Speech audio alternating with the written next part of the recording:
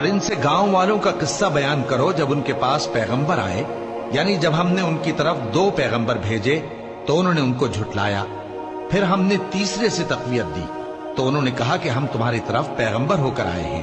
وہ بولے کہ تم اور کچھ نہیں مگر ہماری طرح کے آدمی ہو، اور رحمان نے کوئی چیز بھی نازل نہیں کی، تم محض جھوٹ بولتے ہو۔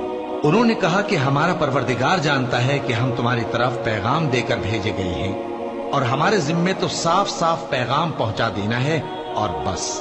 وہ بولے کہ ہم تم کو اپنے لیے منحوس سمجھتے ہیں، اگر تم باز نہ آؤ گے تو ہم تمہیں سنسار کر دیں گے اور تم کو ہم سے دکھ دینے والا عذاب پہنچے گا۔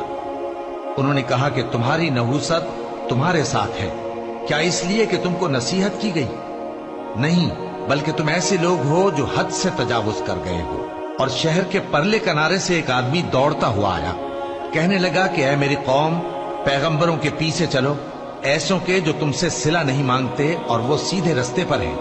اور میں کیوں اس ذات کی پرستش نہ کروں جس نے مجھے پیدا کیا اور اسی کی طرف تم کو لوٹ کر جانا ہے؟ کیا میں اس کو چھوڑ کر اوروں کو معبود بناؤں کہ اگر رحمان مجھے نقصان پہنچانا چاہے تو ان کی سفارش مجھے کچھ بھی فائدہ نہ دے سکے اور نہ وہ مجھے چھڑا ہی سکیں؟ تب تو میں کھلی گمراہی میں پڑ گیا۔ میں تو تمہارے پروردگار پر ایمان لایا ہوں، سو میری بات سن رکھو۔